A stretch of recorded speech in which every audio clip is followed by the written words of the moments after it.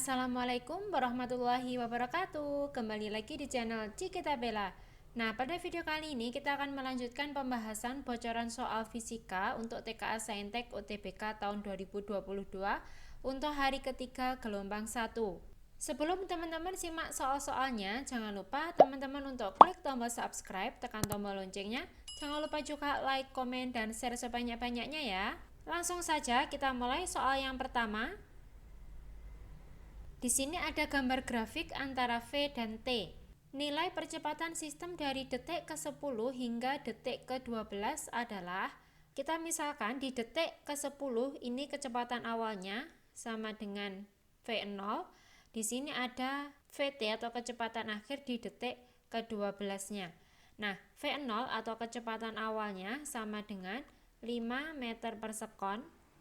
VT-nya karena dia berada di garis X berarti 0 meter per sekon, selang waktunya atau delta T-nya sama dengan 2 sekon. Nah, persamaan dari percepatan A itu sama dengan VT min V0 per delta T. Kita masukkan nilainya sama dengan VT-nya 0 min V0-nya 5, selang waktunya 2. Berarti percepatannya min 2,5 meter per sekon kuadrat. Min itu menandakan bahwa benda mengalami perlambatan gitu ya. Jadi jawaban yang benar adalah yang D. Kita lanjut soal nomor 2. Bisa teman-teman pause dulu, teman-teman kerjakan sebelum menyimak pembahasannya ya. Nah, kita lihat pembahasan nomor 2. Tentukan jarak total dari detik ke-0 sampai detik ke-12. Nah, jika diketahui grafik antara T sama V dan ditanyakan S atau jarak, di mana jarak itu sama dengan luas bangun yang dibentuk oleh grafik, di mana ini luasnya ini ya, karena dia dari detik ke-0 sampai detik ke-12 membentuk bangun trapesium, di mana luas trapesium itu ada A ditambah B atau jumlah sisi sejajar per 2 kali T. Kita masukkan nilainya. A berarti dari ini garis yang atas ini itu nilainya 10 ditambah B-nya yaitu 12 per 2 dikali tingginya yang ini. Yang ini adalah tingginya, berarti tingginya 5. Sama dengan 22 per 2 kali 5, ini kita coret 11 kali 5, 55 meter. Jadi jawaban yang benar adalah yang D.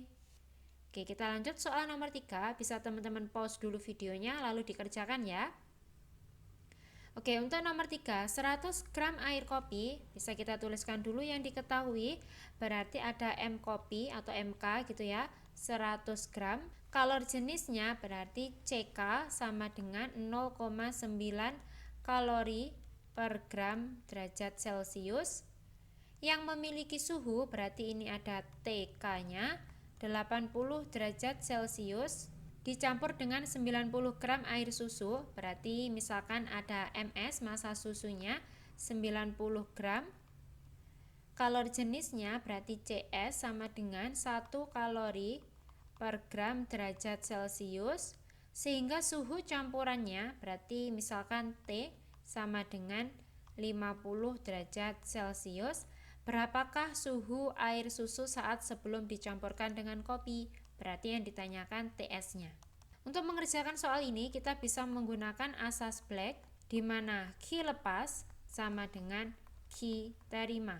Yang melepas itu adalah yang suhunya tinggi, berarti kopi. Sedangkan yang menerima itu yang suhunya rendah, berarti susu. Nah, persamaan kalornya kita menggunakan MC delta T, berarti di sini ada M kopi, C kopi dikali delta T-nya yaitu suhu tinggi dikurangi suhu rendah, berarti di sini ada T kopi dikurangi suhu campurannya sama dengan M susu dikali CS dikali delta T-nya, berarti suhu campuran dikurangi suhu susunya. Oke, sekarang kita masukkan nilainya. Massa kopinya yaitu 100 dikali C kopi itu 0,9 dikali T kopinya 80 min 50 sama dengan 90 dikali 1 dikali 50 min TS. Ini dikalikan 90 dikali 80 kurangi 50 itu 30, berarti 90 kali 30 itu 2700 sama dengan 90 kali 50 4500 min 90 TS. Min 90 TS nya pindah ke kiri jadinya 90 TS sama dengan 4500 dikurangi 2700.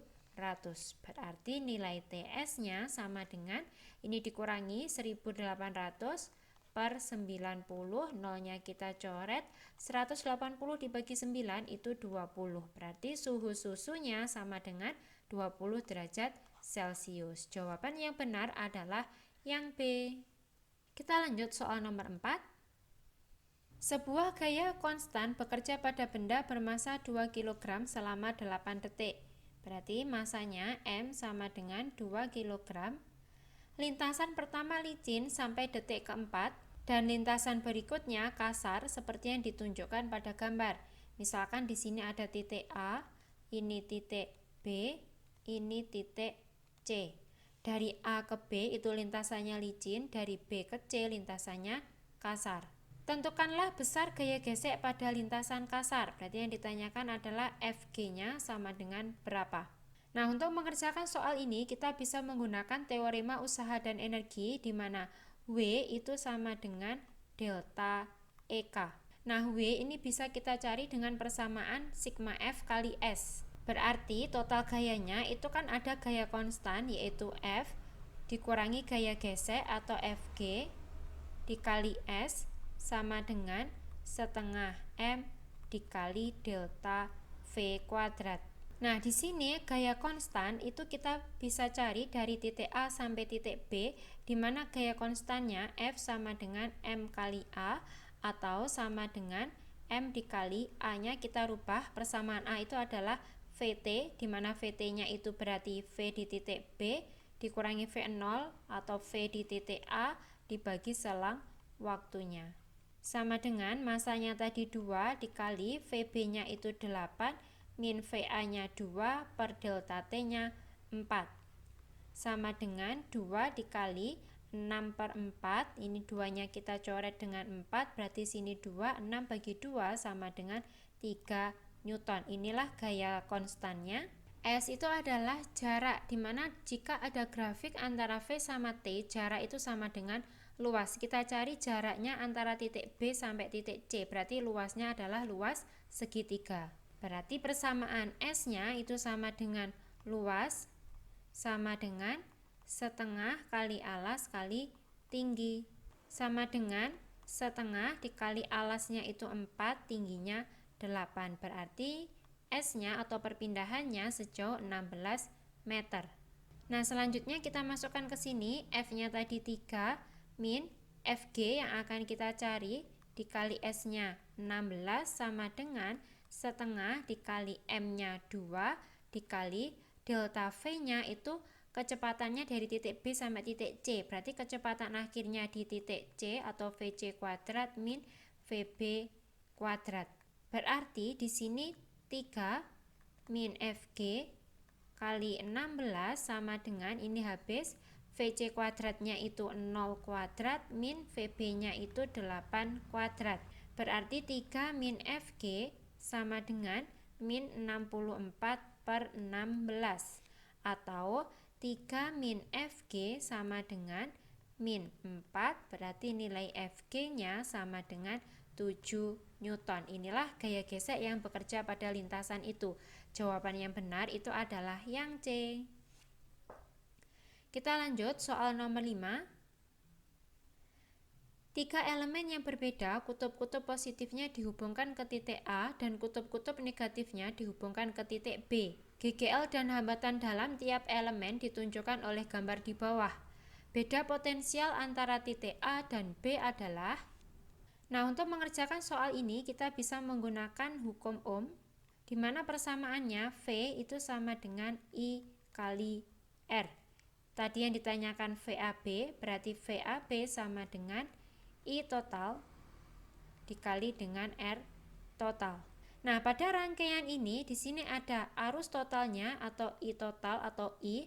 Nah, I totalnya ini dipecah menjadi 3, Misalkan di sini ada I1, di sini ada I2, di sini ada I3. Kita cari dulu nilai I1 itu sama dengan, berdasarkan hukum Ohm tadi, V itu sama dengan I kali R, berarti I sama dengan V per R. Berarti ini yang dicari I1, berarti di sini ada V1 per R1 sama dengan V1-nya 6 per R1-nya 1 sama dengan 6 ampere. Untuk mencari I2 rumusnya sama, yaitu V2 per R2, V2-nya 7, R2-nya 1 sama dengan 7 ampere. Untuk yang I3 juga sama, V3 per R3, V3-nya 8, R3-nya 2 sama dengan 4 ampere. Nah, dari sini kita bisa mencari nilai I total. Karena ini rangkaiannya paralel, berarti untuk mencari I total itu sama dengan I1 ditambah I2 ditambah I3. Kita masukkan nilainya sama dengan 6 ditambah 7 ditambah 4 sama dengan hasilnya yaitu 17 ampere. I totalnya sudah kita cari, selanjutnya kita mencari R total atau R pengganti pada rangkaian paralel. Itu persamaannya 1 per Rp sama dengan 1 per R1 ditambah 1 per R2 ditambah 1 per R3. Kita masukkan nilainya yaitu 1 per R1-nya 1 ditambah 1 per R2-nya juga 1 ditambah 1 per R3-nya 2.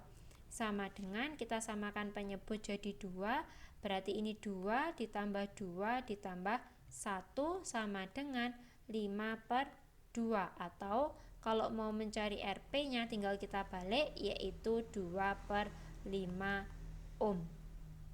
Nah, selanjutnya kita masukkan ke sini, berarti nilai VAB sama dengan I totalnya tadi 17, R totalnya 2 per 5 sama dengan 34 per 5, hasilnya yaitu 6 per 8 volt.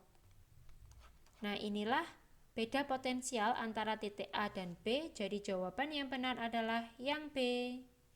Oke, kita lanjut soal yang terakhir, nomor 6.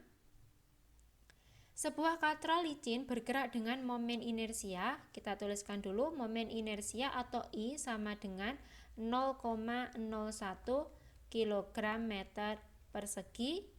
Pada katrol tersebut terdapat dua benda dengan letak berlawanan kiri dan kanan yang dihubungkan dengan seutas tali. Tegangan tali benda berturut-turut, misalkan ada T1 sama dengan 2 Newton, T2 sama dengan 6 Newton. Jika katrol berputar dengan percepatan sudut 5 radian per sekon, percepatan sudut itu sama dengan alfa, alfanya 5 radian per sekon. Berapakah jari-jari katrol yang ditanyakan R-nya?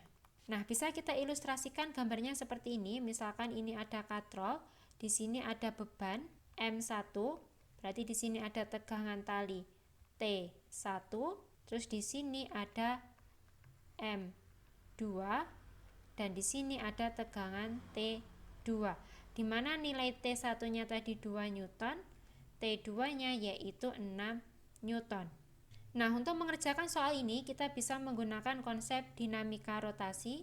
Sigma tau itu sama dengan I kali alfa, di mana tau itu sama dengan F kali R, gaya yang menyebabkan benda berputar dikali dengan lengan gayanya. Nah, di sini berarti ada dua gaya yang menyebabkan katrol itu berputar, yaitu ada T2 dan juga T1. Berarti gayanya T2 itu menyebabkan katrol bergerak searah dengan jarum jam, berarti nilainya positif, dikurangi T1 karena dia menyebabkan katrol bergerak berlawanan jarum jam, dikali jari-jari katrol. Misalkan ini adalah jari-jari katrolnya R gitu ya, sama dengan I dikali alfa. Nilai T2-nya tadi 6 min T1-nya 2 dikali R yang akan kita cari, I-nya tadi 0,01 dikali alfanya 5. Berarti 4R sama dengan, ini kan 0,05 atau 5 kali 10 pangkat min 2. R-nya sama dengan 5 per 4 dikali 10 pangkat min 2 meter. Nah, di soal yang ditanyakan dalam bentuk senti. Berarti kita kalikan 100, berarti ini dicoret, hasilnya tinggal 5/4 yaitu 1,25 cm. Nah, inilah jari-jari katrolnya, jadi jawaban yang benar adalah yang B. Nah, demikianlah tadi pembahasan bocoran soal UTBK untuk yang gelombang 1 khususnya untuk mapel fisika. Semoga video ini bermanfaat. Wassalamualaikum warahmatullahi wabarakatuh.